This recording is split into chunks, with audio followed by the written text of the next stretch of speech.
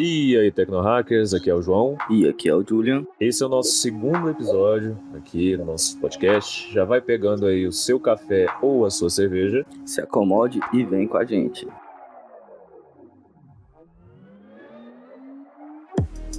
Então, pessoal, hoje a gente tá aqui com um cara muito legal. Sabe muito sobre a área de hacking e de pentest. Essa parte mais desenvolvida também na parte de network, né? Seriam redes, né? Muito focado em redes. Eu queria deixar ele se apresentar um pouquinho melhor pra gente. Então, Davi, fala um pouquinho pra gente aí o que você faz, qual que é a sua profissão. Oi, tudo bem, pessoal? Primeiramente eu chamo-me Dávio Assunção.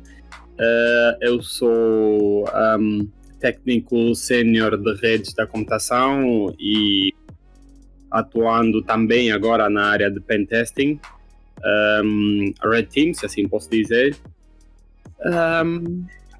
Acho que é isso. Massa. Como que meio que você foi parar, né, nessa área de TI? Como que foi o seu início? O meu início, na verdade, a paixão, eu acredito que eu tenho esta paixão de TI desde que eu vi o meu primeiro PC, desde que eu tive a interação com o primeiro PC. Eu acredito que na época devia estar com os meus 8, 9 anos. Isto meados de 1998, 99, porque eu sou de 90. Caralho. Mas a minha interação a 100%, começa a partir dos anos 2005, 2006, se assim posso dizer, quando entro para a escola, praticamente para o ensino médio, se assim posso dizer, onde começamos a ter a primeira interação direta com o computador. Aquilo era fazer o trabalho com aplicações como Word, Excel e PowerPoint. PowerPoint na época, quem manejava o PowerPoint e o Paint principalmente era o Picasso na época, quem manejava um Paint em condições. Era o deus do computador, né? Era o deus do computador. Exatamente. Era exatamente... Quem mexesse em condições com um Paint na época era o mestre. Mas o meu dive-in, se assim posso dizer, diretamente na área foi em 2013, quando eu entro então para a faculdade estatal. Eu mudei-me em 2012 para a África do Sul, Joanesburgo, para fazer o inglês, e no ano a seguir, 2013, mudei-me então para a cidade de Cape Town, a cidade do Cabo, África do Sul, aonde eu tive a primeira interação, que isto foi praticamente aonde eu apaixonei-me pela segunda ou terceira vez pela área, que foi quando comecei a fazer os primeiros trabalhos em linha de comando relacionado a redes, conhecer sobre a arquitetura da computação em si. Quando caí de cabeça para o primeiro curso sobre redes, que foi então o CCNA, o curso Associated da Cisco, e desde então foi o meu foco redes foi o meu foco desde 2013, até que até maio do ano passado, quando eu faço essa trajetória desde o CCNA ao CCNP, e dia 6 de maio, não esqueço-me até hoje, porque foi o dia em que eu fiz a prova de CCIE Router e Switch escrita, que passei a prova, não esqueço-me, por ser também o dia do meu aniversário, eu queria dar um presente a mim mesmo, então decidi marcar a prova escrita de CCIE no dia do meu aniversário. Tava confiante, hein? Nossa, Por foi acaso, demais.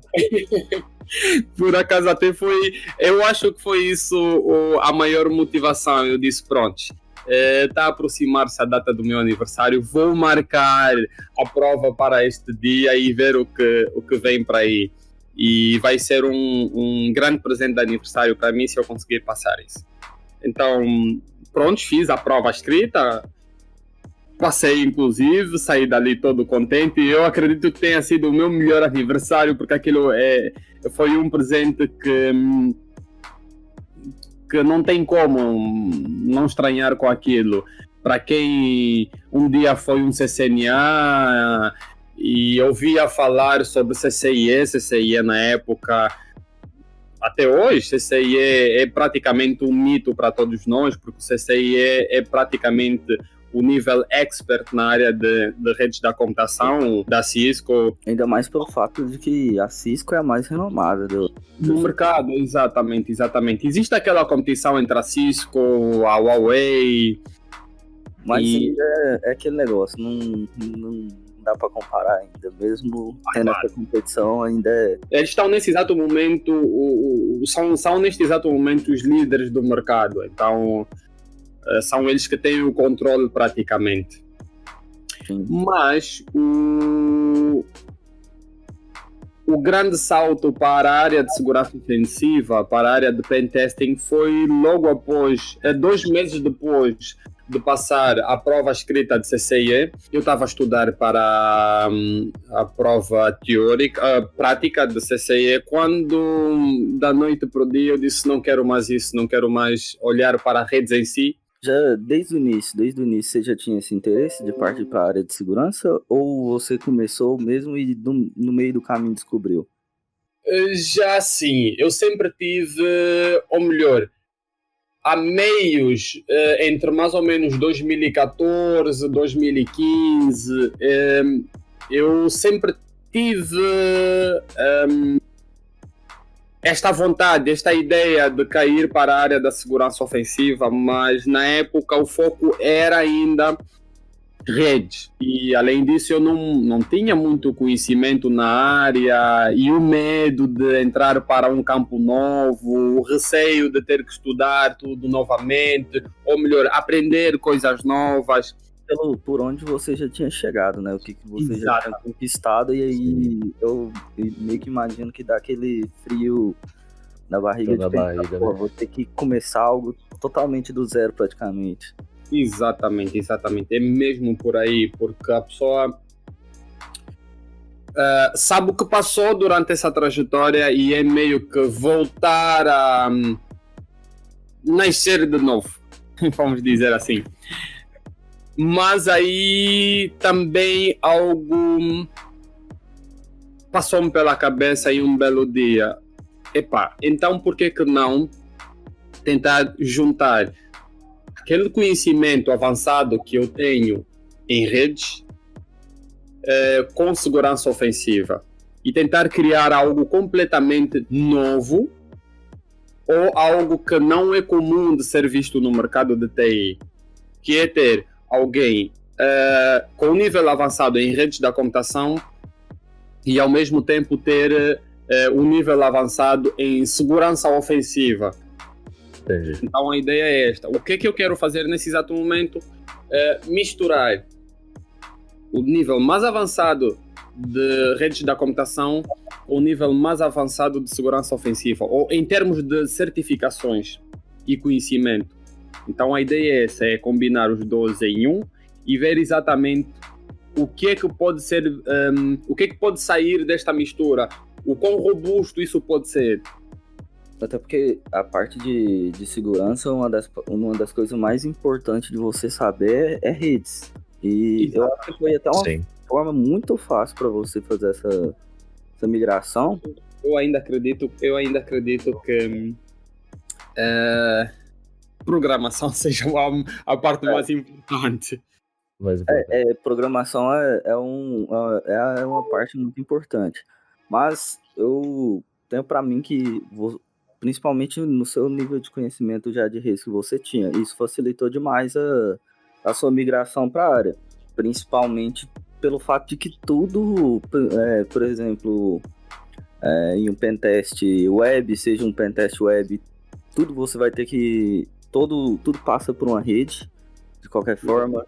Um pentest em infraestrutura também é uma rede ali que você está atacando, então você vai, de qualquer forma, rede, programação, claro, mas rede eu acho que eu não sei, do meu ponto de vista, eu acho que é a parte mais importante de se saber. Eu acredito que seja o conhecimento ligeiramente, eu não digo conhecimento avançado, mas o conhecimento ligeiro que eu tenho em redes fez com que eu não ficasse perdido a 100% ao mergulhar nesta nova área. E eu acredito que pelo menos de 35% a 40% facilitou-me muito o facto de estar a sair da área de redes para este novo campo. Sim, cara, pelo seu já conhecimento, já, né? E uma coisa que é muito comum, quem é da área de redes, ficar aquele certo problema com a programação. Você já gostava de programar ou teve aquela certa dificuldade para ir começando a... Pegando a lógica de programação, né? Na verdade, o que eu sempre disse enquanto atuei e enquanto atuo, quero dizer, uma frase que eu usei muito enquanto o meu foco era apenas a área de redes foi que eu nunca iria na minha vida mexer com programação.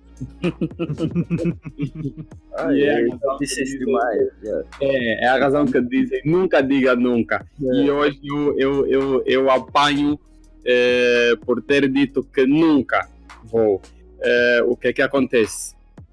Neste exato momento eu ainda sou muito... Programação para mim ainda continua a ser um campo muito novo, uma área muito nova, porém muito desafiante para mim. A lógica da programação, graças a Deus, é algo que neste momento, neste pouco tempo que eu entrei para a área, já venho percebendo de forma melhor. Eu hoje já venho aprendendo ligeiramente como fazer um code review, olhar para uma página, avaliar o código-fonte por detrás da página, tentar perceber como é que está a ser tratado, como é que está a decorrer toda aquela página aí no seu background. Ainda é uma luta para mim. Eu não digo que estou, por exemplo, a 50%, não, eu não estou nem sequer a 40%, mas a programação no seu geral é algo completamente novo para mim. Eu estou há muito pouco tempo na área da segurança ofensiva e esta área específica é a área que eu mais tenho uma ligeira debilidade, se assim posso dizer, ou melhor, a minha maior debilidade neste exato momento na área de segurança ofensiva está mesmo na área de programação. Mas é algo que com o tempo eu acredito que deixará de ser um bicho de sete cabeças também, porque hoje já trabalho muito bem com Bash Scripting, crio aplicações básicas para fazer um ping com Python, um port scan com Bash, um port scan com Python, Assembling, por exemplo, que é uma linguagem de baixo nível. Diga? Não, sobre você Assembly. um pouco de Assembly. Assembly é aquele nível do máximo da programação. Se você consegue entender level language, é algo que eu nunca pensei que fosse gostar, mas pelo simples facto de começar a estudar e verificar como funciona, por exemplo, um buffer overflow, é necessário ter o conhecimento básico, pelo menos em C, em Assembly. Então, o Buffer Overflow foi algo que fez com que eu começasse a gostar mesmo, mas gostar mesmo da Assembly. Assim, até já que você está até falando sobre Buffer Overflow, dá uma explicada mais ou menos o que é, como que funciona, o pessoal dá a entender melhor. O Buffer Overflow, sem medo de errar, exatamente conforme eu disse, isto continua a ser ainda uma área muito nova para mim, mas ao mesmo tempo, fico com um bocadinho de receio de dar explicações que possam não vir de acordo com aqueles que já estão na área há bastante mais tempo do que eu e venham até dizer, quando ouvirem, podem até dizer que não é a coisa mais correta ou não foi a resposta mais correta. Mas Buffer Overflow em segurança e programação é mais ou menos uma anomalia que existe em uma aplicação quando você consegue subscrever a aplicação e redirecionando então o fluxo desta aplicação, como deve funcionar esta aplicação. E ela é muito utilizada, por exemplo, principalmente para a engenharia reversa, para fazer, por exemplo, o cracking de aplicações e assim sucessivamente. Entendi. Só gostaria de explicar aqui pro pessoal agora também que a gente falou mais cedo sobre CCNA, que muita gente pode não conhecer. CCNA é uma das certificações da Cisco, que é atualmente, se não estiver enganado, a maior empresa atualmente na parte de redes. Acho que o Davi pode me ajudar nesse ponto. Deve ter mais conhecimento nessa parte do que eu, se é mesmo a maior. Até sobre o Davi, fala um pouquinho pra gente quais certificações você tem mesmo, cara. Em que área? Redes, segurança ofensiva? Todas. Bom, eu tenho neste exato momento a certificação CCNA, que é o Cisco Certified Association. Não, desculpa, Cisco Certified Network Association, que é o nível número 1, ou melhor dizendo, é a primeira certificação hoje então na área de redes da Cisco. Tenho inclusive o CCNP, que é o nível profissional na área de redes, concernente à Cisco em si, o vendor, e também digo que meio CCIE, porque fiz a minha prova de CCIE, passei a prova escrita de CCIE, mas nunca cheguei a fazer a prova prática, que está dividida em duas. Sim. Que uma é a teórica e a outra é a prática. Fiz a teórica, mas nunca cheguei a fazer a prática, que são 8 horas de laboratório. Muito tenso. É bastante tenso. São 8 horas de laboratório e é um caos aquilo. Aquilo é outra coisa mesmo. É um ambiente completamente diferente. Mas não que seja algo hoje tão complicado como era visto no princípio. Mas basicamente é isso. A Cisco em si está dividida em nível Association, Professional e Expert. Certo, e você tem 2 certificações Cisco então, no caso? Nesse caso sim, oficialmente sim. Entendi. Somente a parte prática mesmo da CCNE que você não fez, então, no caso. Exato, de CCIE, exato. E na área de segurança, quais certificações você tem, qual você está tirando, o que você está aprendendo? Ok, área de segurança, questiono novamente, certificações reconhecidas internacionalmente ou certificações de finais de cursos? Certificações internacionais pra internacionais. gente. Ok. Eu tenho, nesse exato momento, uma única certificação de reconhecimento internacional, que é o primeiro e único, nesse exato momento, de toda a América Latina, que é a certificação da DCPT, A DCPT, né? da DSEC Security, exato. Que é uma certificação bem interessante. Tô tentando me preparar para ela também. Inclusive, o próprio Mr. Stark aqui tá me ajudando aí com algumas coisas. Pelo que eu tava vendo, mais ou menos, a prova tem um período de 24 horas, né? Exato. Como foi esse tempo para fazer essa prova? Como você se preparou? Que nesse período levou, conseguiu lidar Uma bem? matéria de aprofundar mais, né, para poder fazer a prova. É uma prova 100% prática, né? Então é um pouco mais complicado. Lucas, não querendo em momento nenhum fazer a propaganda em si de como foi feito ou que material foi utilizado para poder fazer a prova, mas antes disso eu inscrevi-me em 2 cursos que a DSEC Security oferece, Certo. que é o Pentest Professional.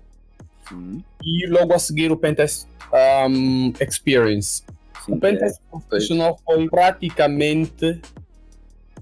se eu hoje tenho algum ligeiro conhecimento na área de segurança ofensiva, é graças ao curso que eu fiz do Pentest Professional 2020. Foi esplêndido. Aquele curso foi ministrado pelo Ricardo Longato.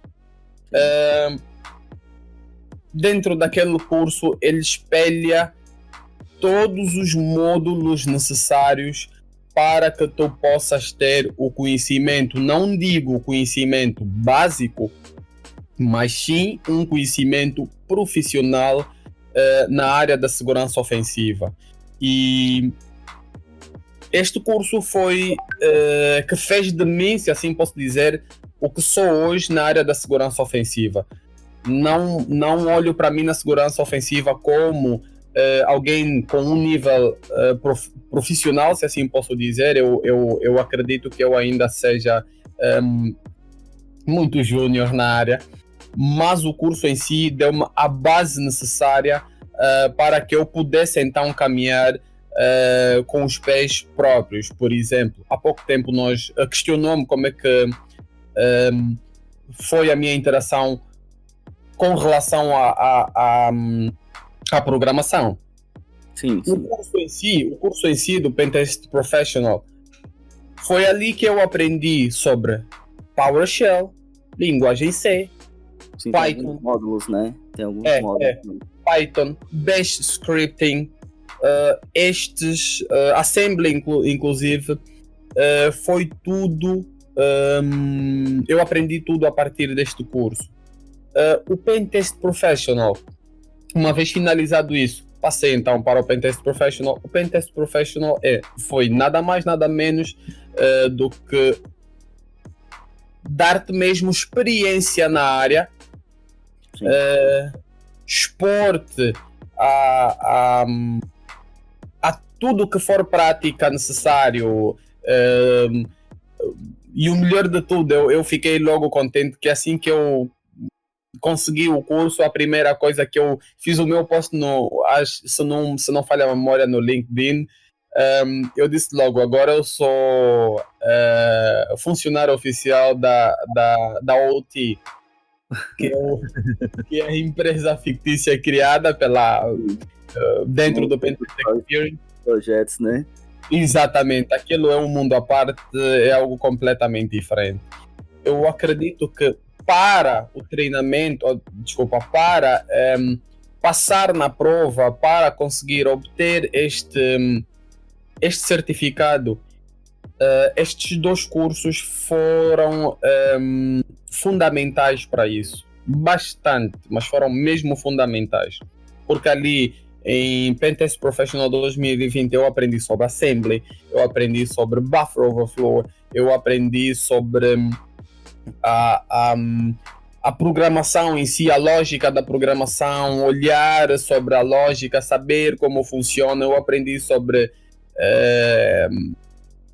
criptografia, hashes, tipo de hashes, as aplicações em si, como fazer scanning, information gathering, enumeration, exploitation, post-exploitation. Este caminho todo é entregue naquele curso no Pentest Professional 2020 da DSEC. Então, com este material foi o suficiente para então estudar e poder passar então a esta prova. Eu normalmente é dito que a prova tem 24 horas para ser finalizada. Eu digo que não, a prova tem 48 horas para ser finalizada. Por quê? As primeiras 24 horas são para finalizar então, fazer a prova prática. A invasão das máquinas. Exato. E as outras 24 horas tem então para fazer o relatório. Que se não a parte mais importante do pentest é a parte do relatório, né? Não só a mais importante nesta prova, não só a mais importante, mas como a mais difícil para mim. Mais difícil? Para mim foi mais fácil fazer a prova do que fazer o relatório em si.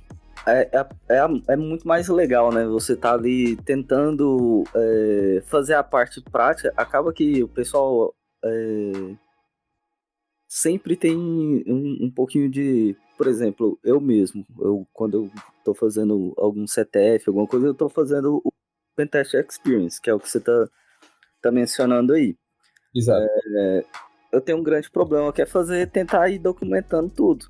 Porque é muito mais legal você ficar simplesmente tentando fazer coisa ali, tentando, digamos, bypassar a máquina para depois... não sei o que eu fiz, não, mas... não vi o que eu fiz, não, mas eu sei que eu consegui.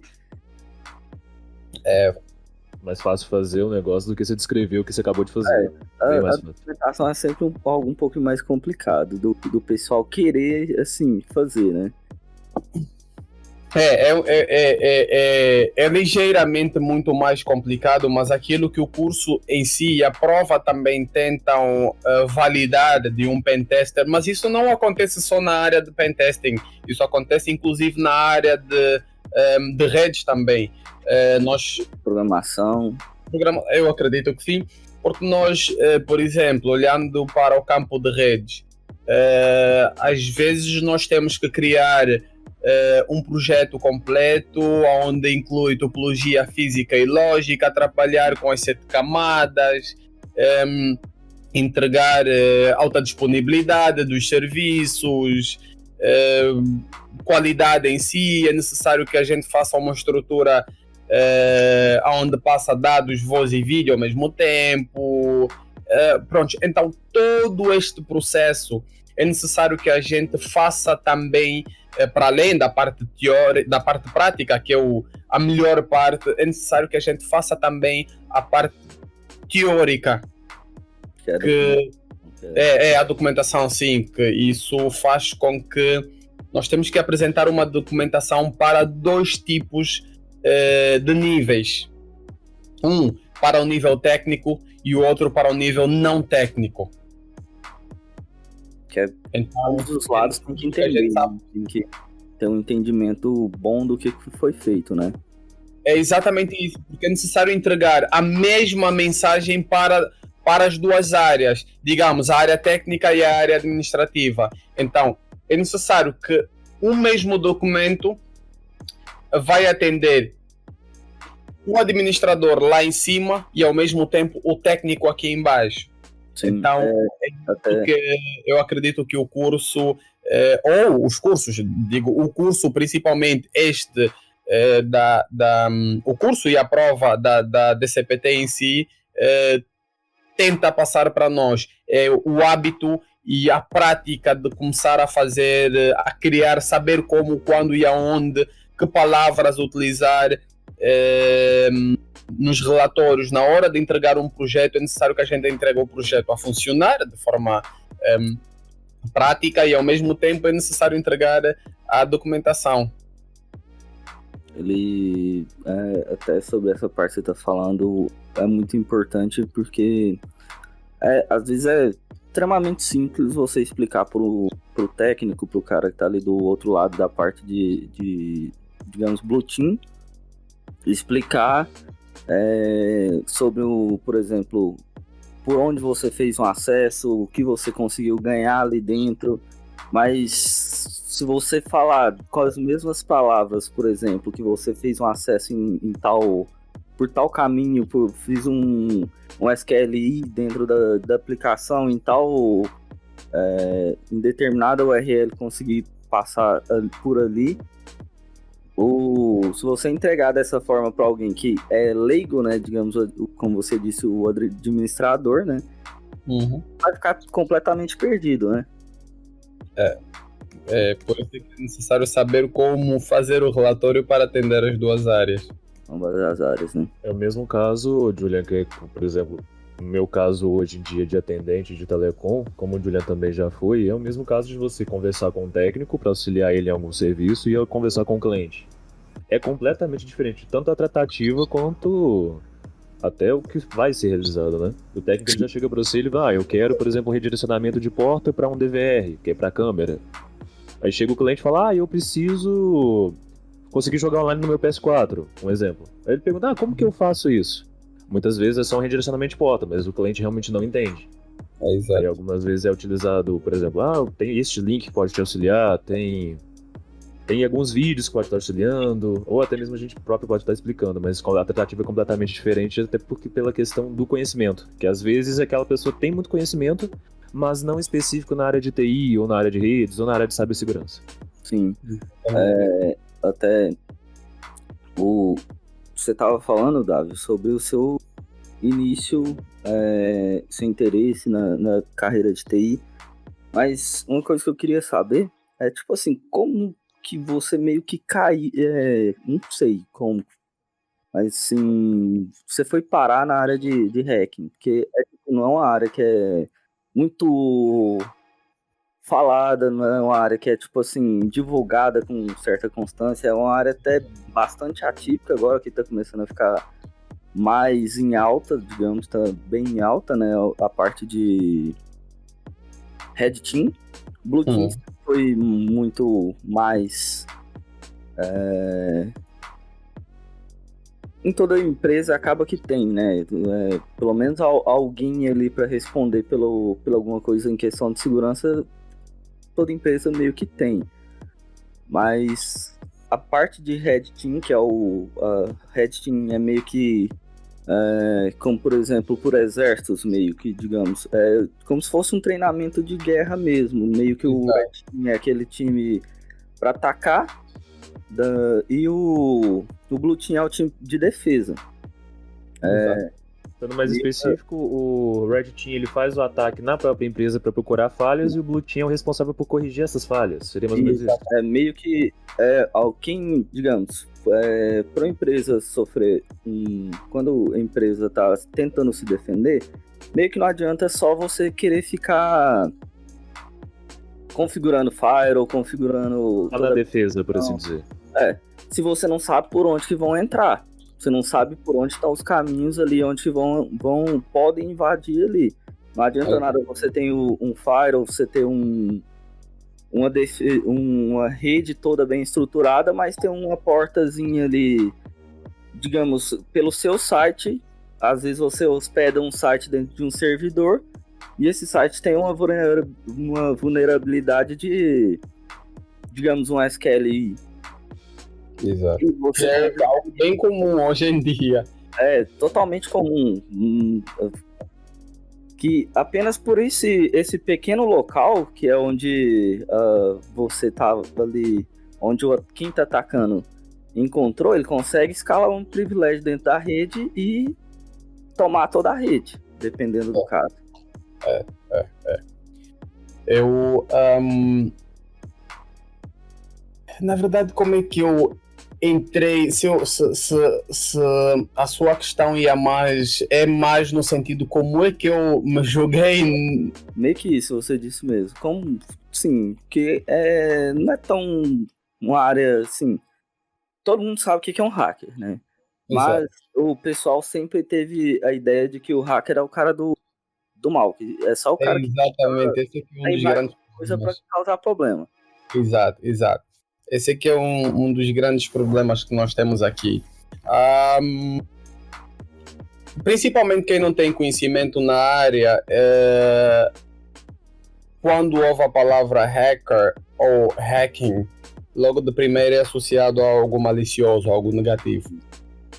Mas é necessário que a gente saiba diferenciar entre um hacker, um cracker. Nós temos um white hat, um black hat, um grey hat. Então, hoje em dia, nesta área, eu acredito que nós, da segurança ofensiva, seja um dos nossos maiores problemas. É fazer com que quem não seja técnico ou não tenha conhecimento na área de TI, em específico da segurança ofensiva, saiba diferenciar este termo. O meu pulo para esta área, uma coisa que sempre aconteceu comigo foi o facto de ter que estudar sozinho. É muito difícil, é muito complicado tu não teres alguém próximo para estudar a mesma coisa ou partilhar a mesma informação, os mesmos estudos e assim sucessivamente daquilo que tu fazes. Então, uma coisa que sempre aconteceu comigo, inclusive até na área de redes, sempre foi estudar sozinho.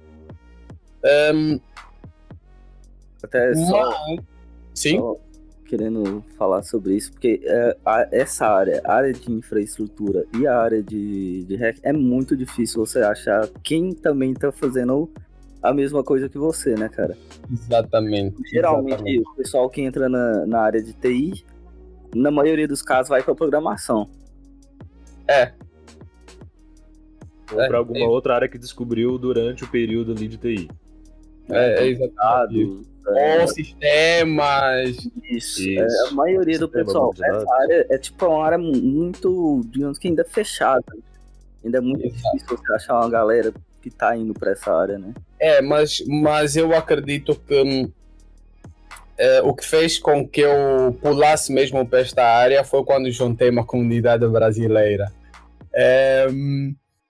Eu encontrei muita gente boa, se assim posso dizer. O povo brasileiro foi muito acolhedor comigo, sendo o único angolano praticamente dentro daquele específico grupo, que hoje, inclusive, eu nem sequer lembro como é que eu caí dentro daquele grupo, mas eu acabei por conhecer um pessoal dentro do Telegram. Aí dentro deste grupo eu conheci pessoal que fazia de tudo, o que faz até hoje, de tudo um bocadinho. Há o white hat, há o black hat, há o grey hat dentro deste grupo, porque ali tem gente que olha para o lado ofensivo e reporta, tem gente que olha para o lado ofensivo, faz das suas e não reporta. Olha, eu normalmente tenho dito que eu tenho amigos de todo o género.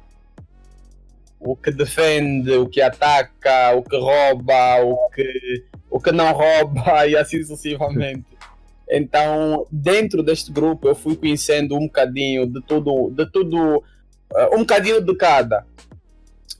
Mas ainda assim, é necessário que tu tenhas o livre-arbítrio aí dentro para que tu possas então decidir para que lado você vai seguir. Se é para o lado positivo ou para o lado negativo. Sim, ambos os lados têm a sua vantagem. A área que permite isso, né? Exato. Ambos os lados têm a sua vantagem e desvantagem ao mesmo tempo. Então, existe um rapaz dentro deste grupo na qual eu referia-me, chamado Arnaldo. Ele foi a pessoa que sempre impulsionou-me para olhar mais para o lado positivo da segurança em si ofensiva e tudo aquilo que ele mostrou-me, porque o Brasil, no meu ver, Brasil, Estados Unidos, sempre foram os países que mais saída tiveram na mídia. No meu ver, sempre tiveram assim na mídia com relação a ataques, que inclui defacing, dumps de bases de dados e assim sucessivamente.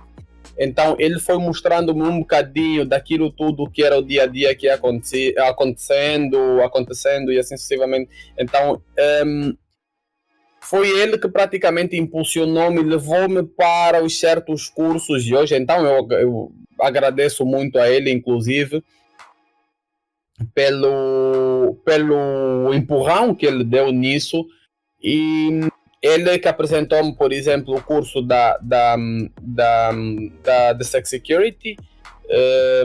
Foi por causa dele que eu fiz então os dois cursos, o Pentest Professional e o Pentest Experience, para poder então ter a capacidade de ir fazer a prova da DCPT.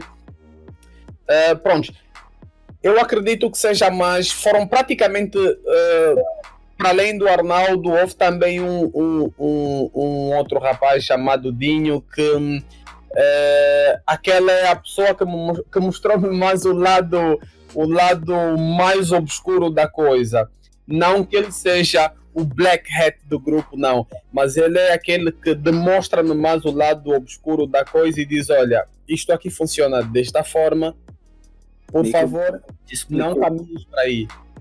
Ele meio que te explicou como funcionava tudo. Foi meio que foram dois caras que te ajudaram mesmo, te direcionaram. Estes dois, eu agradeço muito a estes dois brasileiros por causa disso. Arnaldo e Dinho, que foram as pessoas que fizeram com que eu olhasse para os dois lados e pudesse então avaliar melhor para que lado seguir.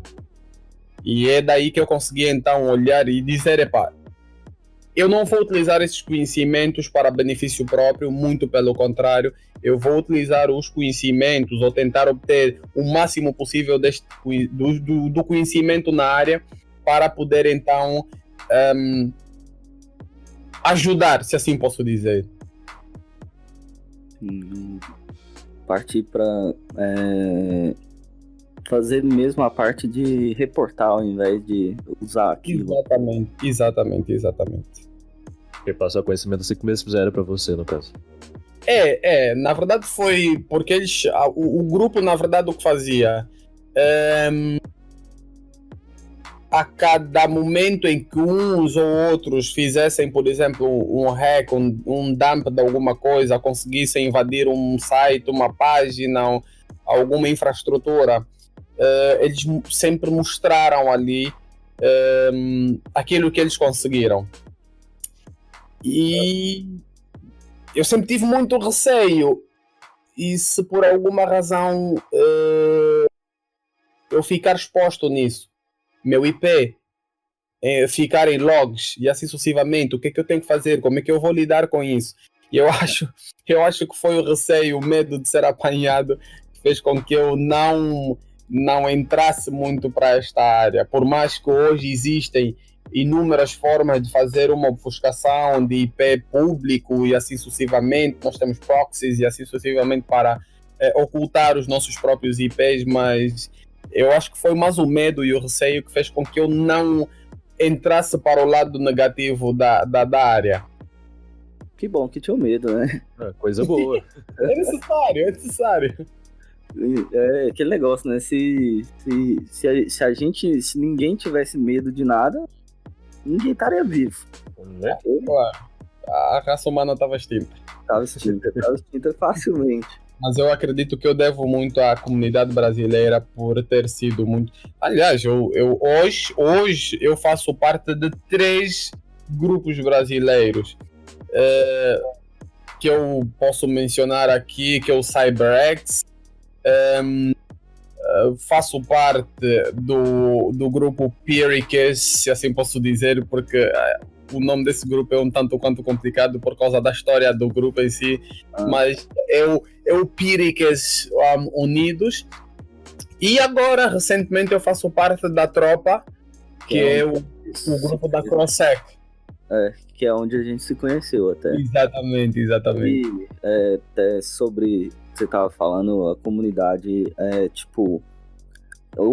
um pouco, eu acho essa comunidade de hacking um pouco diferente de outras áreas, que tipo, meio que se você quer aprender mesmo, o pessoal te ajuda de uma forma que outras áreas não tem muito, não é dessa maneira. Eu meio que vejo, por exemplo, ali na tropa ali, tem a galera ali que fica o dia inteiro ali só por conta de ensinar, só por conta de ajudar quem quiser aprender. O Kirito mesmo lá, tá lá o dia inteiro só pra ajudar. O que você precisar ele te explica, te ensina. O Kirito é o nosso bote humano dentro da tropa. Dentro da tropa. É esplêndido, rapaz. São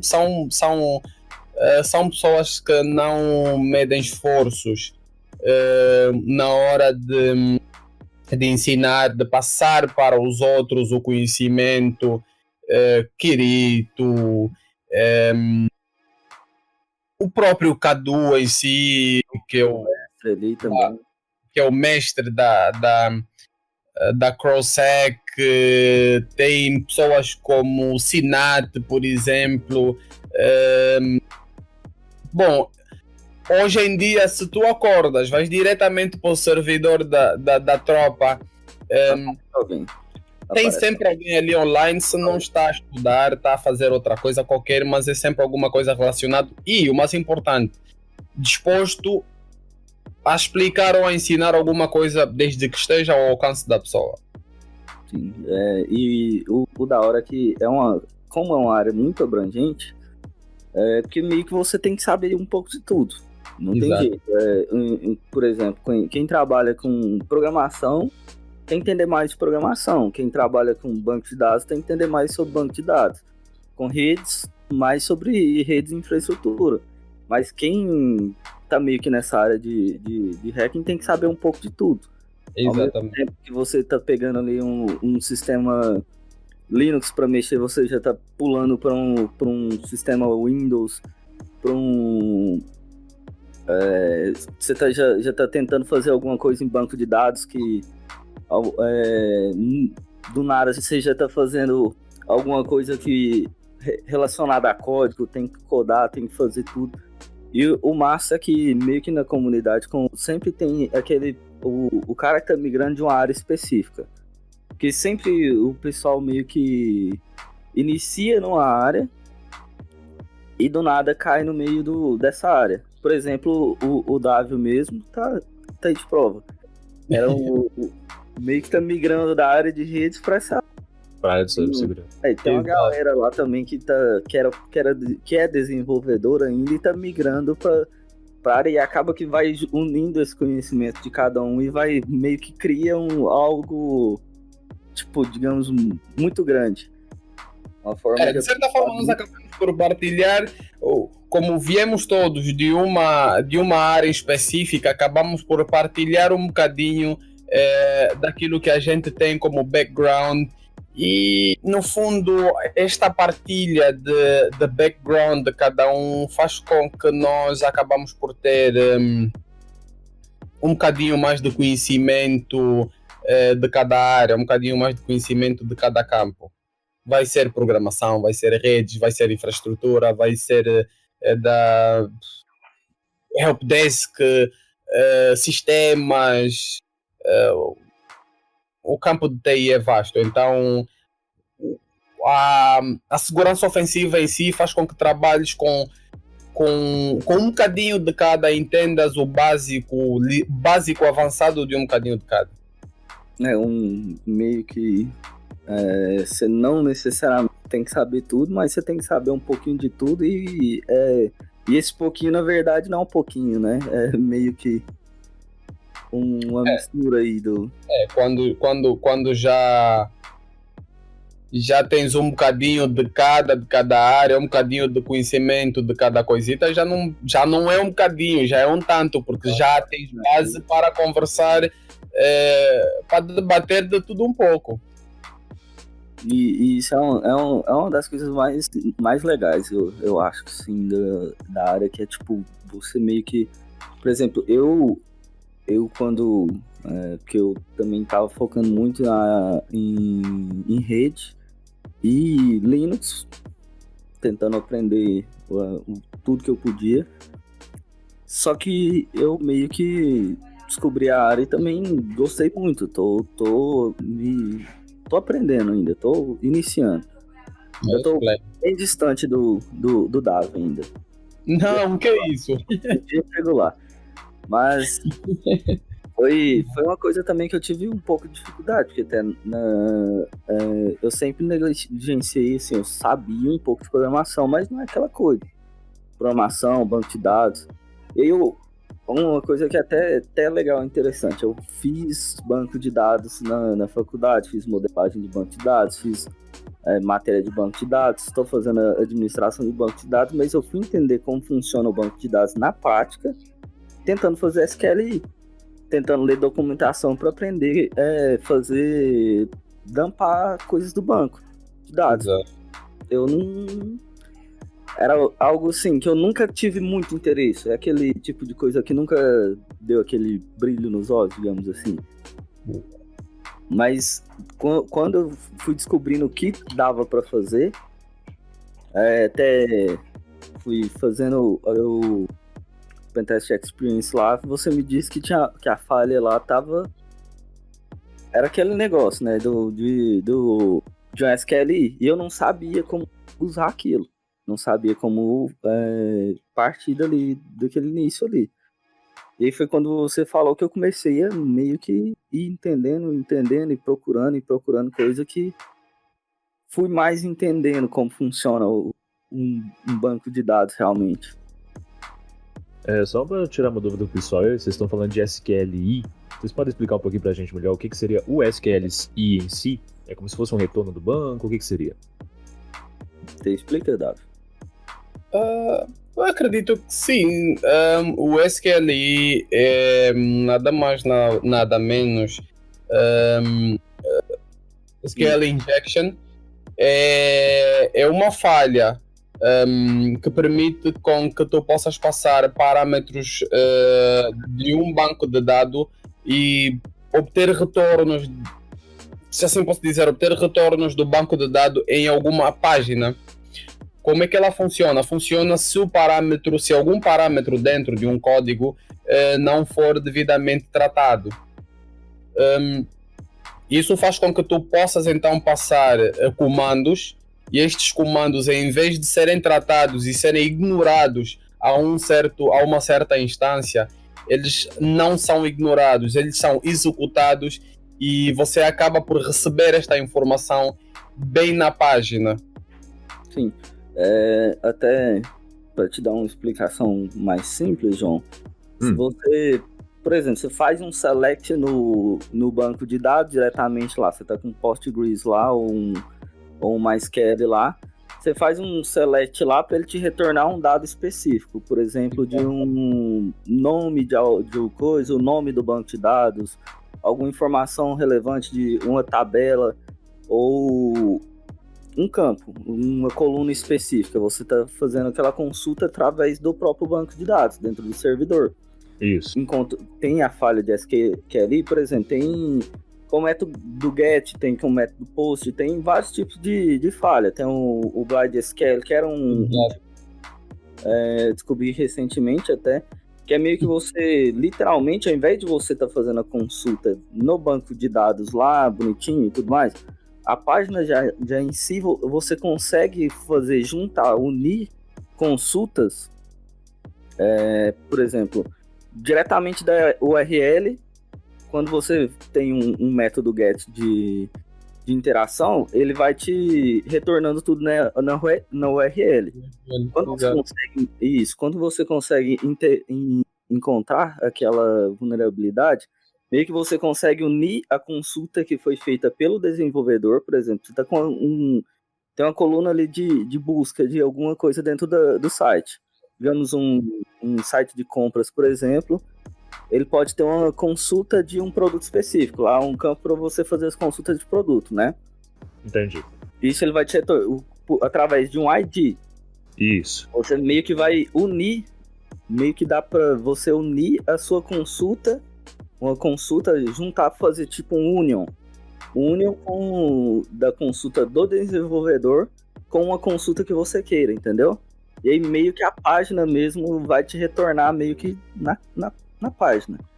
Tem alguns tipos diferentes, pode ser que ele não te retorne, que você tenha que fazer isso de um modo diferente. Por isso é que existem o SQLi em si tem vários tipos, tem o blind, tem o error-based, existem vários tipos.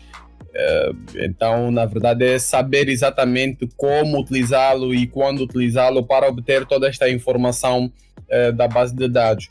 Onde é que encontra-se muito esse tipo de vulnerabilidades? Em sites como, por exemplo, sites de bancos, hotéis, sites para compras, por exemplo, sites comerciais, porque é necessário que toda a informação, todo um cadastro, toda uma página que existe, um login, tem que haver uma base de dados de certa forma para que possa então ficar guardada toda a informação de todo mundo que interage dentro deste site.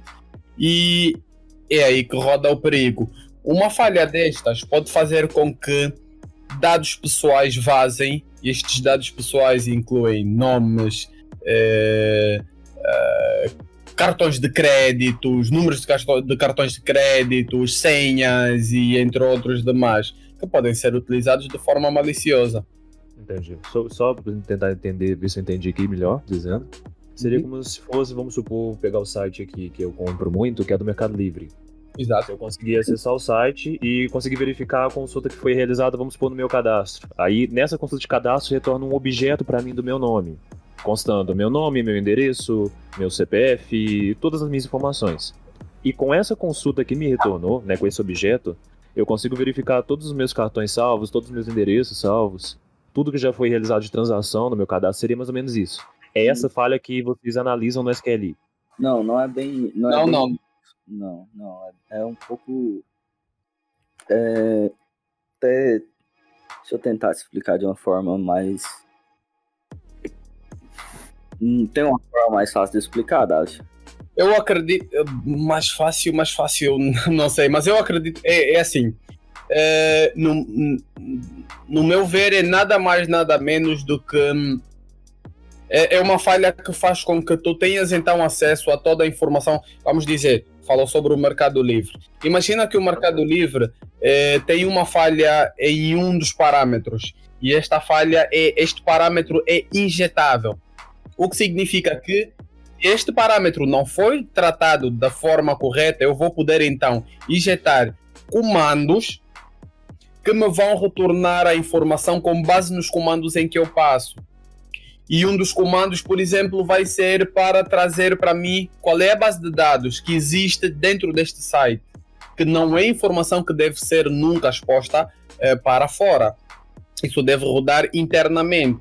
E é a comunicação entre o site, ou melhor, entre o front-end e o back-end.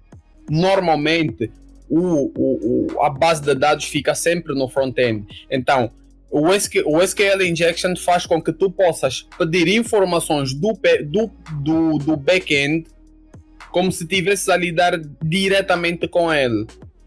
Entendi. Agora entendi. Ok. Maravilha. Aproveitando então, Dávio, me tira uma dúvida. Eu tô com essa dúvida desde que a gente começou a conversar. De onde surgiu o Mr. Stark? Então, até inclusive, eu descobri que seu nome era Davi tem poucos dias. Porque eu só sabia que Mr. Stark, eu não fazia nem ideia do seu nome. O que acontece no meio desta área da segurança ofensiva? O nickname é praticamente Obrigatório. É praticamente obrigatório. Realmente obrigatório. Dentro da área da segurança ofensiva, dentro da área de hacking em si, tanto ofensivo, defensivo, seja white hat, black hat, grey hat, o anonimato é algo completamente obrigatório. Então, é aí que começam a surgir os nicknames daquelas pessoas. Então, é como se passa a ser uma segunda identidade. No dia a dia, o normal, por exemplo, eu sou o Dávio, mas dentro da comunidade eu sou conhecido como Mr. Stark. Por que Mr. Stark? Eu sou muito fã da personagem em si, do Robert Downey Jr., se não falha a minha memória, que é ele que interpreta o Mr. Stark em toda a saga da Marvel, do Iron Man em si. O porquê ele exatamente? A questão da tecnologia, todo aquele trabalho envolvido, toda aquela tecnologia envolvida na criação do Iron Man, do fato daquele suit em si, a inteligência daquele personagem é algo que eu sempre gostei e pronto, identifiquei-me com aquilo e passou então a ser o meu nickname dentro das comunidades. Entendi. Não, beleza, só queria tirar essa dúvida mesmo. Desde o começo eu falei, gente, não entendi esse nick, mas beleza. Aí tu vês de tudo um pouco, vês Scorpion, até de tudo um pouco dentro destas comunidades. Sim, você encontra... Eu acho que é mais fácil encontrar um nome fictício do que um nome verdadeiro. Um nome verdadeiro. Na tropa em si, por exemplo, quase ninguém conhece o meu nome verdadeiro. Eu descobri recente, né? Por exemplo. Mesmo foi um caso à parte aqui. Acabei de descobrir faz poucos dias. Eu mesmo, eu sou meio que uma negação, porque eu uso o meu próprio nome. Então já comecei errado por aí. Né? Já tá errado aí.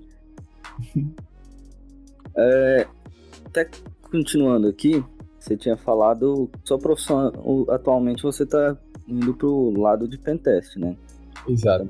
E começando a parte de pentest mesmo, agora trabalhar com pentest. É recente, não é? Ou não? Já tem um certo tempo que você começou? Não. Atuando diretamente na empresa onde eu trabalho, lá eu estou como técnico sênior mesmo, de redes e segurança. Mas atuando na área de Red Team, eu não estou propriamente a atuar na área de Red Team dentro da empresa onde eu trabalho nesse exato momento. O que aconteceu? Eles tomaram conhecimento sobre a minha migração a esta nova área e decidiram então entregar-me alguns sites, alguns projetos para que eu possa então, de forma individual, começar a trabalhar neles, fazer um pentesting naquele site ou no outro site, assim sucessivamente, inclusive fazer relatórios e coisas do gênero. Então não é algo, por exemplo, a área em si não é algo que eu posso dizer que é uma área a 100%, não.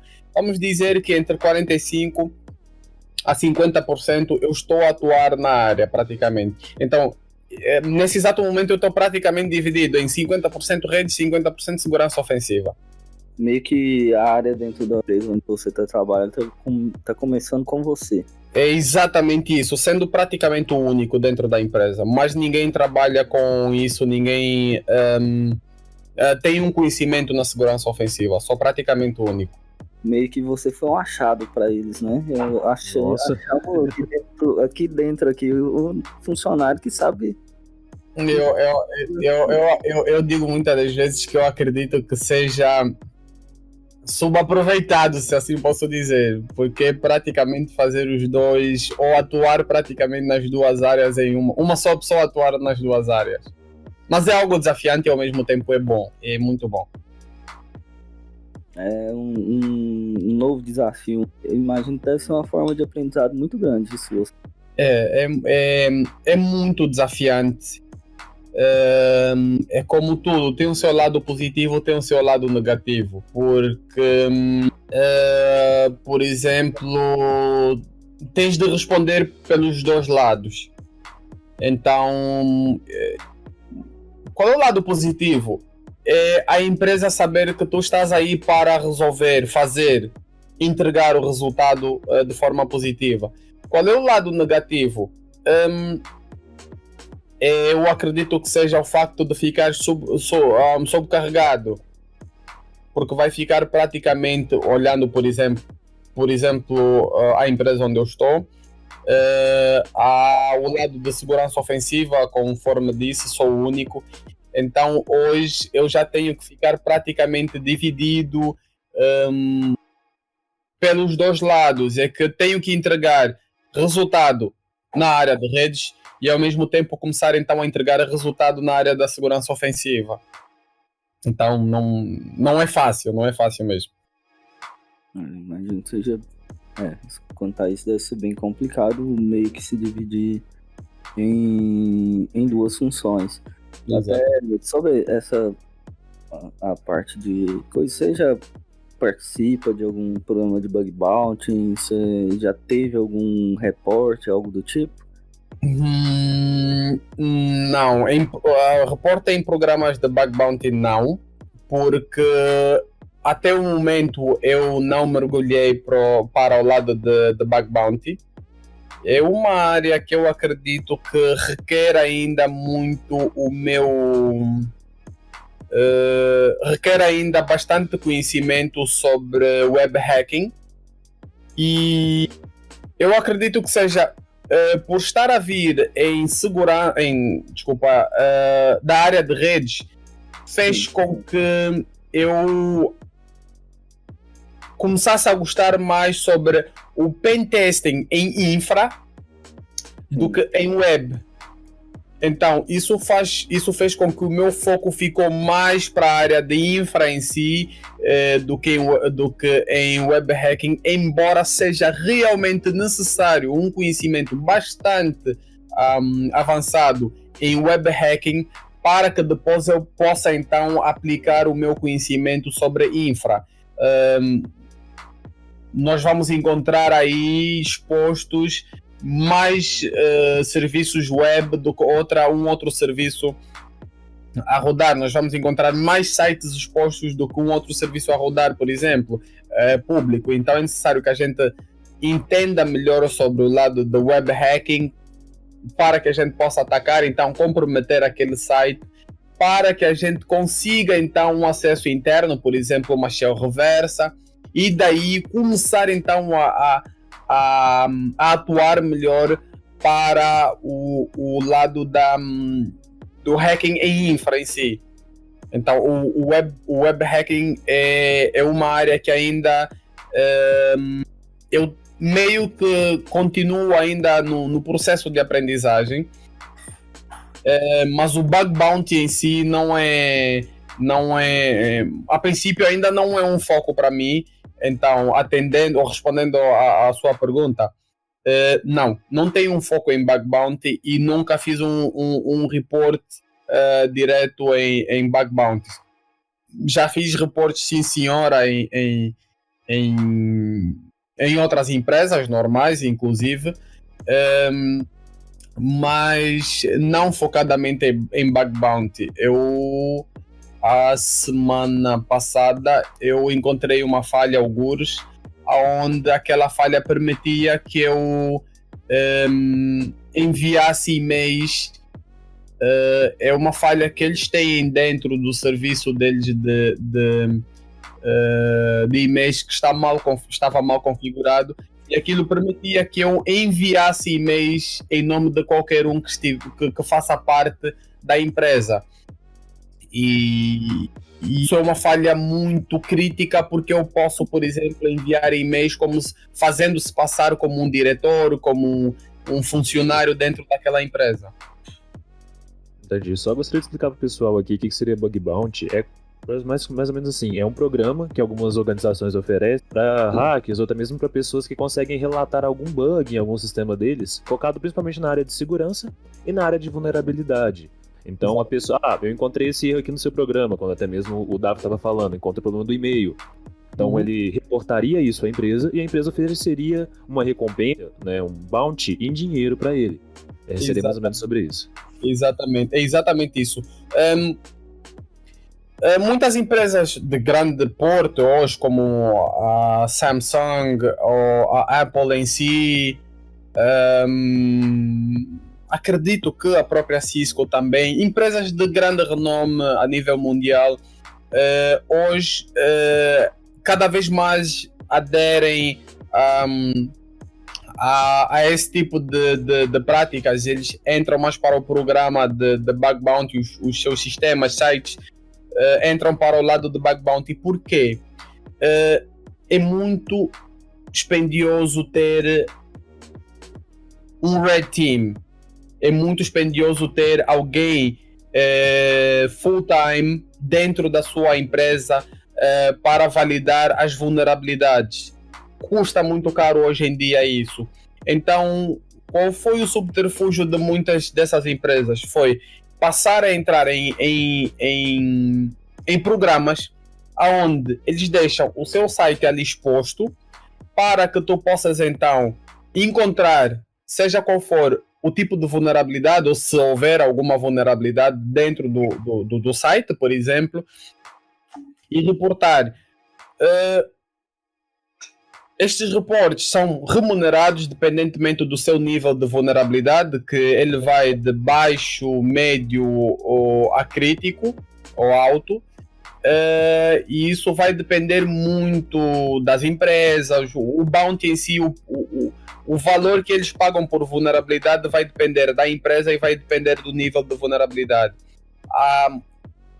As empresas passaram então a aderir mais a essa prática mesmo pelo facto de hoje em dia começa a ser cada vez mais caro ter um pentester dentro dentro da empresa. Então é bem mais barato, se assim posso dizer, bem mais barato e na verdade bem mais simples de se resolverem os problemas, porque enquanto uma equipa de 2 a 3 pessoas, por exemplo, tentam achar falhas dentro da empresa e têm que estar dentro da empresa em tempo integral, no programa de bug bounty tu não tens um número limitado de pessoas a olharem para o teu site, e isso já faz com que o leque seja maior e a facilidade de encontrar, seja qual for a vulnerabilidade que existe dentro do teu site que está aí exposto para isso, seja maior, seja bem mais simples de se encontrar as vulnerabilidades, porque tu tens não 1, não 2 ou não 3 pessoas ali em tempo integral, mas tens um número vasto de pessoas a olharem para vários campos dentro do teu serviço que roda ou que está público neste exato momento.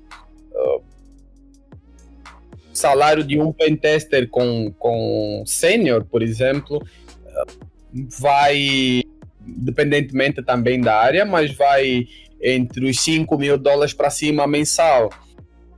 Então isso faz com que muitas das vezes há empresas, por exemplo, que não têm pentesters fixos, mas eles funcionam muito com o programa de bug bounty, que por exemplo nós aqui dentro trabalhamos para isso, identificamos as vulnerabilidades, reportamos, recebemos o nosso valorzito pelo report e a vida segue.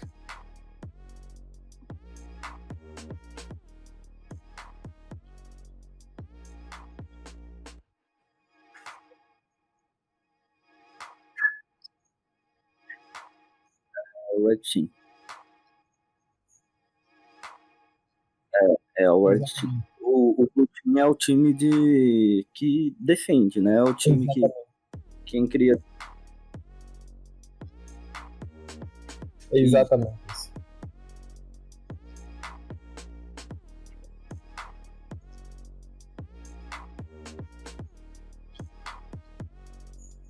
Não, o pentest ele é específico do Red Team. Que é o Olha. que tá ali pra... Sim, prossiga. Depois. Pode falar. Ok, eu ia dizendo que hoje já começa a ser introduzido no mercado o Purple Team, que é nada mais nada menos do que a mistura do Red com o Blue. E isso o que é que vai fazer exatamente? Vai fazer que esta mesma equipa seja responsável pelos dois lados. Vai ser o responsável para encontrar as vulnerabilidades e ao mesmo tempo para fazer o patch destas vulnerabilidades ou manter a segurança da empresa em si ou da infraestrutura. Então, descobrindo as falhas e eles propriamente... Exato, eles próprios descobrem as falhas e eles próprios também fazem os seus patches. Essa área ainda é muito nova e faz com que praticamente tu tens que ter o domínio dos dois lados, tanto o Red Team como o Blue Team, tanto atacar como defender. Ambas as partes, se você trabalhar de forma, por exemplo, somente com uma delas, por exemplo, só com o Blue Team ou somente com o Red Team, já é muito complicado de ser... de você trabalhar, mas trabalhar deve ser bem complexo. Eu acredito que ambos os lados sejam complexos, tanto o Red Team como o Blue Team. Por que eu digo isso? Um exemplo, você não arranja um carro se você não sabe como funciona. Sim. Então, quem faz parte do Blue Team, eu acredito que só pode fazer um patch em condições se souber exatamente como funciona. Então, meio que tens que ter também o conhecimento do lado da Red Team. E olhando para o lado da Red Team, direi a mesma coisa. Você não vai arranjar algo sem que você saiba como funciona. É impossível arranjares um carro, arranjares uma moto, se tu não sabes como funciona isso. Então, também para o lado do Red Team, nós olhamos para as vulnerabilidades e fizemos um relatório. Dentro deste relatório, nós não especificamos apenas como o ataque foi feito, mas é necessário também as recomendações. Então, olhando para estas recomendações, faz com que a gente também tenha que estudar como é que é feito a defesa das coisas, como é que é feito... Eu meio que olho os dois lados, os dois campos, algo meio que complicado, porque tanto o Red Team tem que saber em condições daquilo que o Blue Team faz, e tanto o Blue Team tem que saber também em condições daquilo que o Red Team faz. É necessário. Então tem que ter um conhecimento um pouco sobre o outro para meio que até facilitar, né, no que tá fazendo. Exato. Eu acredito que seja daí que veio então, surgiu então o Purple Team, que era para fazer com que unissem então os dois em um só e que este resolvesse então essa questão de atacar e defender ao mesmo tempo. Tavi, eu queria que você contasse pra gente aqui agora um pouquinho. Você falou que no início da carreira uma grande dificuldade que você teve foi o fato de estudar sozinho. Não tem ninguém pra debater, ninguém pra poder te ajudar. Isso, atualmente, você também me informou pra gente que tá em 3 grupos de brasileiros diferentes, que é realmente focado na área de hack, área de segurança. Ainda apresenta muitas dificuldades pra você? Ou apresentava, agora foram solucionadas? A princípio, com as duas primeiras comunidades, eu não obtive tanta interação em termos de estudos com eles.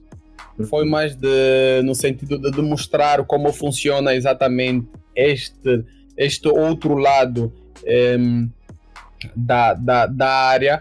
Mas o terceiro e mais recente, que é a tropa, já passou a ser completamente diferente dos outros 2 primeiros. Como? conforme nós já dissemos aqui antes, esta comunidade da tropa, a comunidade da CrossSec em si, é uma comunidade que olha mais no sentido de dá-me a tua mão e vamos caminhar juntos. As duas primeiras não. Era mais no sentido, cada um tem o seu conhecimento, tem um material aí, passam para lá o material no grupo e acabou. Cada um vira-se. Vai ler sozinho, vai fazer as pesquisas, porque é necessário nessa área ter um mindset apropriado para isso. Mas desde que eu entrei para a tropa, o grupo da CrossSec foi completamente diferente. A visão dentro daquele grupo é completamente diferente, que é no sentido do ensino. Eles ali dentro prezam a 100% pela partilha do conhecimento. Dentro daquele grupo nós temos palestras, quase toda semana nós temos palestras de Python, quer dizer, nós temos palestras de programação, nós temos palestras de redes, nós temos palestras de sistemas e assim sucessivamente. Então, eu acredito que a minha grande preocupação foi o buraco que eu tinha no sentido de estar sempre a estudar sozinho. Desta vez foi preenchido ao entrar dentro da tropa, porque aí eu deixei de praticamente estudar sozinho. Eu tenho hoje então uma comunidade, um grupo que, seja qual for a dúvida que tiver aí, eles estão ali para responder, ensinar, dar hints se for necessário, caso esteja mesmo ao alcance de quem estiver aí. Hoje estudar já não é um problema que tenha que pesquisar sozinho, que tenha que martelar a cabeça aí sozinho, não. Dentro do grupo da CrossSec, dentro da tropa, o grupo em si já faz com que não te vais sentir perdido a 100%. Tu tens alguém ali, tem sempre alguém ali para estudar contigo, tem sempre alguém ali para trabalhar contigo, seja qual for o assunto, sem limites. Entendi. Aprender e descobrir junto ali, tá todo mundo para ajudar o outro ali. Exatamente. Até sobre a parte de carreira, se tem alguma dica, algum conselho para dar para galera que tenha até ouvido aqui, tenha descobrido meio a área e tenha se interessado e tem algum interesse em seguir por esse caminho? Desculpa, não percebi a questão. Se você tem alguma dica, algum conselho para dar para quem tá iniciando aí na área, talvez até tenha descobrido aqui, ouvindo aqui e se interessar pela área de pentest, de toda essa parte de segurança, se você tem uma dica para dar de como iniciar nessa área?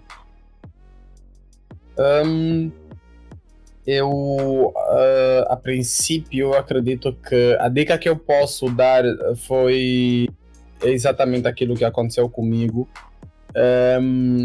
Primeiramente, tento buscar pelo conhecimento por si próprio. Eu, quando comecei na área de segurança ofensiva, eu tive alguém que disse-me: Davi, no mundo do hacking tu nunca vais ter ninguém aí disponível para ti 24/24. Então aprenda. Enquanto você tiver um computador e internet, você terá o mundo aos seus pés e você não depende de ninguém, você não precisa de ninguém. Então eu acredito que eu acabei por levar esta frase comigo. E isso fez com que eu pudesse então começar a caminhar. Eu acho que foi praticamente isso que fez com que eu começasse a não depender e não esperar dos outros e pudesse fazer as pesquisas próprias, assim sucessivamente. Então o meu primeiro conselho é: não espere de ninguém, porque ninguém vai estar aí disponível para si a 100%. Faça pesquisas. Isso é praticamente o primeiro passo. Segundo, seja dedicado. É necessário. Não só em segurança ofensiva, mas como também em outra área qualquer com relação a TI. Eu acredito que TI não é fácil em si. O TI no seu geral não é fácil. Então é necessário que sejamos aplicados naquilo que nós vamos fazer. E isso quer dizer que nós temos que abdicar do tempo. E quando digo abdicar do tempo, é o tempo que nós gostaríamos de estar fora, a conviver com os amigos, em festas, em saídas e ambientes e assim sucessivamente. É necessário que se crie um mindset próprio para os estudos. O primeiro está na questão da pesquisa e não depender de ninguém. O segundo está na questão do tempo, manejar o tempo. É necessário que se abdique do tempo que passa-se fora de casa para utilizar este tempo, então, dentro de casa, nos estudos, nas pesquisas e assim sucessivamente. As redes sociais é algo que é como se fosse uma pedra no nosso caminho. Hoje em dia, as redes sociais comem muito do nosso tempo. Totalmente. Então é necessário que nós saibamos pôr de lado as redes sociais. Isso inclui Facebook, isso inclui Instagrams, WhatsApp em si. Eu sou uma pessoa que estou sempre em posts no meus stories do WhatsApp, porque eu posto de tudo um pouco. Sou uma pessoa que tudo que é engraçado vai para os meus stories do WhatsApp, mas estar ali para responder no WhatsApp é uma coisa que demoro muito para responder as pessoas no WhatsApp. Então, esta interação com as redes sociais é algo que a gente vai ter que diminuir bruscamente. Eu acredito que pelo menos a 80-90% do tempo que nós passávamos ou do tempo que nós passamos nas redes sociais é necessário que se abdique desse tempo para que possamos focar então nos estudos. Isto eu acredito que estes dois passos sejam o crucial para começar a ir para a área. Primários. A seguir, os cursos. O que eu acabei por dar conta durante essa trajetória toda? Existe uma diferença entre comprar um curso, estudar um curso pago e estudar um curso vazado. A diferença é enorme, enorme. As pessoas podem dizer, mas porque é a mesma coisa e ainda por cima é melhor porque é de graça. É bom, sim senhora, é de graça, vazou, temos aí para estudar. Mas, da mesma forma, ou o tempo que tu vais dedicar-se neste curso vazado que tu estás a estudar nesse exato momento, não é da mesma forma que tu vais empenhar-se, dedicar-se naquele curso que você próprio pagou. É quando mexe no bolso, né? Exatamente. Mexe no bolso e você Exatamente. muda a sua visão sobre aquilo. Completamente. Eu tenho aqui inúmeros cursos vazados. Eu não posso dizer que não, mentira, estarei a ser hipócrita comigo mesmo e mentiroso comigo mesmo, mas não. Eu também estudo em materiais vazados, mas a dedicação não é a mesma coisa. Eu acredito, dando um exemplo, se por alguma razão eu tivesse conseguido um material, vamos dizer, um material que eu estudei e deu uma base introdutória como ligeiramente avançada, que foi o curso do Pentest Professional da DSEC. Eu acredito que se eu tivesse conseguido esse curso de forma grátis ou vazado, se assim posso dizer, eu não olhava o curso, eu não fazia o curso da mesma forma que eu fiz dentro da plataforma da DSEC Security. Pelo simples facto de ter sido pago, veio do meu próprio bolso, então não foi fácil. E isso vai fazer com que, quando tu pagas o curso, isso vai fazer com que tu estejas mais empenhado no curso em si. Vais abdicar de noites, vão ser noites mal dormidas, dias que podias estar fora, na rua, com os amigos e assim sucessivamente, conforme diz o brasileiro, estar na rua no rolê, não vai estar no rolê, esquece que não vai, porque pesa mesmo, dói no bolso. Então, eu não aconselho ninguém a estudar, não aconselho, claro, hoje, mas não aconselho ninguém que esteja a entrar para a área nesse exato momento a estudar utilizando materiais vazados. Pague pelo curso ou pelos cursos, seja quais forem, porque vale a pena. Eu, por exemplo, em tempos estive a conversar com alguém que eu disse, eu acredito que hoje eu tenho a minha primeira e única no momento certificação de pentester pelo simples facto de eu ter conseguido realmente pagar pelo curso dentro dentro da plataforma, e é algo que o retorno no final do dia é para além de satisfatório. Nesse exato momento eu sou o primeiro e o único angolano a ostentar a DCPT. Isso é muito, muito massa. É muito gratificante. Eu acho que isso é o que faz com que a pessoa fica cada vez mais motivada, sabendo que é o primeiro, ou está em primeiro lugar, ou algo assim parecido. Por exemplo, nós utilizamos, o Lucas conhece muito bem, nós utilizamos o Hack the Box para os nossos treinamentos. Eu sou o top 2 em Angola. Muito, muito massa. Hack the Box é uma plataforma meio que é quase que um jogo de hacker. É meio que você tem os desafios lá para você ir concluindo, para você ir aprendendo sobre coisas diferentes, de como invadir coisas diferentes, né? Exatamente. E chegar no top 2 do seu país é tipo muito difícil. Muito massa. Eu acredito que seja muito difícil, se assim posso dizer, dependentemente da região. No meu país, eu acredito que eu só estou exatamente em segundo lugar nesse exato momento, porque a comunidade angolana na área de hacking, na área da segurança ofensiva, é muito, mas muito baixa mesmo.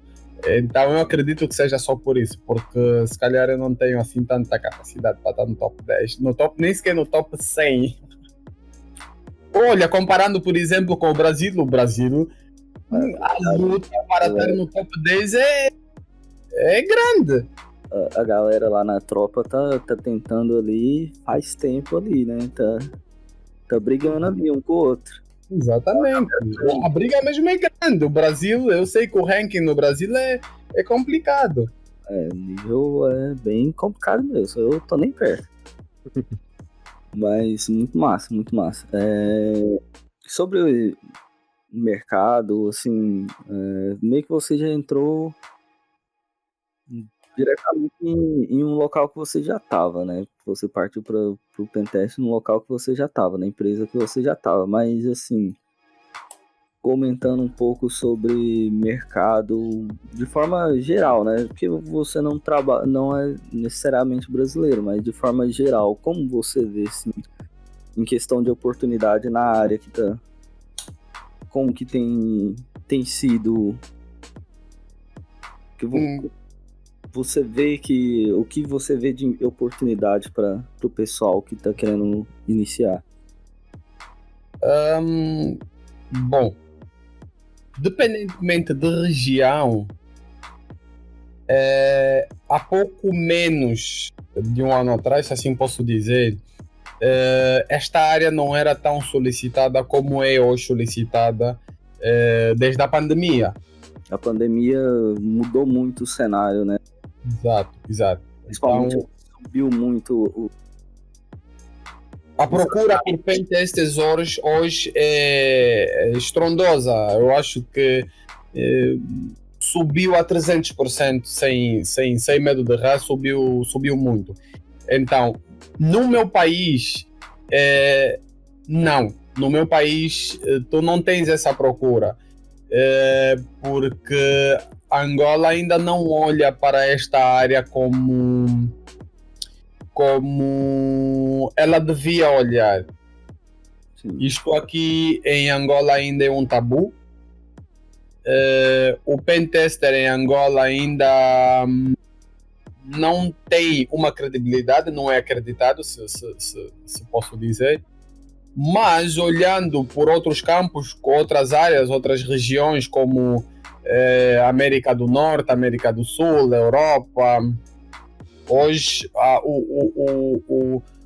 a área hoje já é vasta e mesmo até para quem quer entrar na área hoje já consegue sim com ligeiramente mais facilidade, já consegue entrar na área. Hoje a Europa tu já vês empresas que procuram não por experientes, mas até para júniors ainda, entry level, Para ensinar. da área.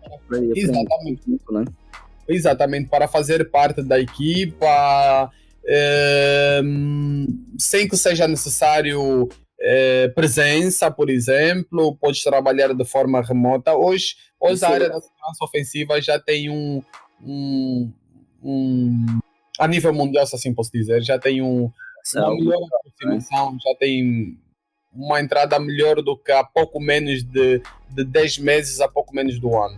Que é uma parte que te permite trabalhar de qualquer lugar do mundo que você esteja. E acaba que tem muita empresa contratando de outros locais, né? Exatamente. Eu tenho dito muito, infelizmente, há males que vêm para bem. Sim.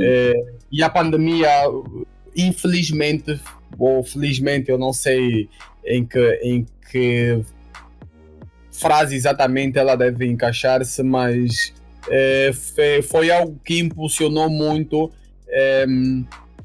toda a área de TI no seu geral, toda a área de TI, desde a área da segurança ofensiva, desde a área da segurança defensiva, desde os sistemas, programação, muito vastamente. A pandemia fez com que nós, da área de TI, pudéssemos então ter um bocadinho de mais subsaída. Não que não tínhamos, já temos, sim senhora, já tínhamos, sim senhora, mas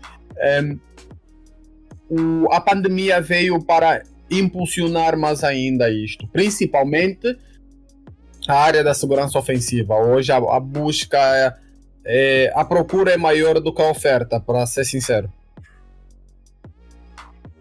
Sim, tem tido um crescimento gigantesco, né? É massa que dá pra, tipo, se você quiser realmente aprender e seguir, independente de onde você esteja, você tem essa oportunidade de pelo menos tentar, né? Pelo menos tentar entrar. Não é, tipo, certo de que você vai entrar independente da grande demanda, mas a oportunidade para todo mundo vai ter. Sim, foi aquilo que eu disse exatamente. Se tem um computador, tem internet, tem um mundo aos teus pés. E aí é possível, a partir da Angola, a partir da Angola posso aplicar para empresas no Brasil que estão a recrutar, por exemplo, técnicos júniores ou júniores em pentesting, ou programador júnior. Hoje a pandemia deu-nos a possibilidade de encontrar emprego fixo em qualquer parte do mundo. Qualquer parte do mundo. Inclusive, se você entrar no LinkedIn e começar a fazer busca, tem muita vaga mesmo ali. O LinkedIn principalmente, que é a plataforma para profissionais, todo dia tem uma empresa à procura de um pentester, todo dia tem uma empresa à procura de um desenvolvedor, tem sempre empregos a serem postados ali no LinkedIn. Então, para júnior, hoje, graças a Deus, tem tem sim a possibilidade e a facilidade de entrar para a área. Sim, e é muita oportunidade que tem e é só querer, eu creio, no meu ponto de vista, só vai aumentar, só vai crescer essa quantidade de oportunidade e, com o tempo a tendência é só aumentar mais do que já aumentou. Já tivemos uma grande crescente nessa área e a tendência é só aumentar isso. Agora mais do que nunca. Queria agradecer muito a presença aqui do Mr. Stark, né? Do Davi. Eu agradeço esse convite. Foi muito da hora, foi um bate-papo muito legal. Deu pra aprender coisa pra caralho, né? Muito bom, tá doido. Eu agradeço. De aprendizado. Muito obrigado pela presença, cara. Valeu demais, viu? Eu é que agradeço, conforme eu disse no princípio, quando o convite foi feito, eu acredito que... Bom, eu fiquei um bocadinho nervoso no princípio, mas depois as coisas foram desenrolando com o passar do tempo, porque o maior desafio está em que foi a primeira vez que eu fui convidado para um podcast. Este aqui é o primeiro podcast que eu participo, para ser sincero, é a primeira vez. E o mais engraçado de tudo é o convite veio diretamente do Brasil para Angola, então já fica completamente... Pronto, já deixa mais nervoso do que nunca, por saber que não será, por exemplo, a comunidade angolana... ou eu não estarei a falar para a comunidade angolana, mas sim para a comunidade... hoje, se alguém estiver a ouvir, vai ser a comunidade angolana brasileira. E também disseram que não só, tem muito mais, certo? Para além da brasileira. Sim. Isso. Alguns outros países aí que já ouviram aí também o primeiro episódio. Sim. Então é bem pior do que eu achava. Que isso. Até porque você, na teoria, você meio que tá aí no seu país, mas você faz muito mais parte da comunidade brasileira. Olha, eu vou dizer que feliz ou infelizmente sim, funciona dessa forma. Eu gostaria que o meu país nesse exato momento também tivesse uma comunidade tão abrangente, com o tamanho que tem a comunidade brasileira. A comunidade brasileira tem sido esplêndida nisso. É uma galera muito massa, tem muita gente boa aqui no país e tem muita gente disposta a ajudar, né, cara? Da mesma forma como tem aqueles que também estão dispostos só para zoar, se assim posso dizer. Só pra... Porque tem sítios em que eu entro, a primeira coisa, olha, de onde é que és? Eu sou da Angola, África. A primeira coisa que vai depois de terem conhecimento que eu não sou brasileiro e sou angolano é validar sobre a minha etnia, cultura, fazer piadas e coisas do gênero, mas o bom lado do brasileiro pois simplesmente ultrapassa esse lado negativo, não tem como. Então eu fico muito contente pela comunidade brasileira, conforme eu fui acolhido a comunidade brasileira. Não tem palavras e não tem preço. Brasil que agradece, né, de isso. Uma boa, que tá, desde como você disse que tem aquelas piadinhas, coisas, mas provando pra galera que tem uma capacidade muito grande e que não falta conhecimento, né? Exatamente. Se você quiser, praticamente o seu sucesso depende praticamente de você. O restante você vai conseguindo ao longo da caminhada. Isso é verdade. Júlia, você tem mais alguma coisa para acrescentar? Não, cara. Quiser falar mais alguma coisa, quiser mandar um alô pra alguém, é isso aí. Quiser zoar os brasileiros, né? Dar o troco agora, você fica com vontade. A gente tá dando a oportunidade aí. Fique à vontade, é todo seu. Não. Eu, muito pelo contrário. Foi o que eu disse aquela hora. As pessoas negativas que eu encontrei foram a minoria e as pessoas positivas que eu encontrei na comunidade brasileira fizeram com que as negativas passassem por despercebido. Então, eu não teria nem a audácia de zoar também com os brasileiros. Claro, hoje dentro das 3 comunidades onde eu estou, eu já zoo com todo mundo, eu brinco com a cara de todo mundo, graças a Deus, porque algo que eu encontrei aí dentro que foi para além do conhecimento, foi uma irmandade. Eu digo muito, os amigos são a família que nos permitiram escolher. Então, eu acredito que nesse exato momento eu fui permitido a escolher uma família nova, e essa família foi brasileira, ou melhor, é brasileira. Não vou prolongar muito. Vou mandar apenas nada mais, nada menos. Primeiramente, eu quero agradecer, em primeiro lugar, à comunidade brasileira pela recepção. Os 3 grupos em si, em específico, CyberX, o Píricas Unidos e, por último, e não menos importante, mas sim muito importante, é a tropa, o grupo da tropa da CrossSec. Estes 3 foram e continuam a ser esplêndidos. Eu acredito que para a minha área para a área de segurança ofensiva, eles têm sido um pilar, têm sido um suporte muito grande para que eu possa então poder caminhar este longo caminho, que não é fácil em momento nenhum, mas com a ajuda de toda a comunidade, ou das 3 comunidades que eu tenho aí, eu tenho conseguido andar. Tenho também que agradecer o suporte todo que eu tenho tido dentro de casa, porque nós da área de TI não é simples, não é fácil trabalhar com TI, ser casado, ter filho, cuidar da casa e assim sucessivamente. É necessário que a gente encontre alguém que... O pessoal da área de TI é necessário que encontre sempre alguém que entenda que a área de TI não é uma área fácil. É uma área que requer suporte.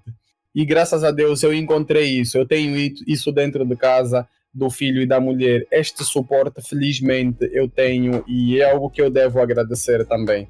Não só, e fora os outros amigos que hoje não julgam o facto de eu não estar mais tão presente com eles de forma física, porque hoje tenho que abdicar deste tempo para que vá plantar hoje e colher amanhã.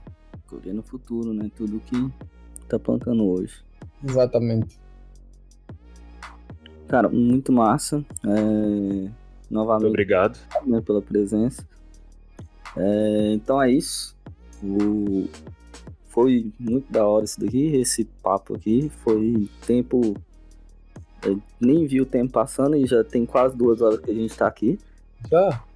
Já tem quase 2 horas que a gente tá aqui conversando. E que horas são agora no Brasil? 11h21. Ok, aqui são 15h21. O tempo passou. De 4 horas. 4 horas de diferença só de fuso horário. Cara, mas muito obrigado mesmo. João, tem mais alguma coisa pra falar?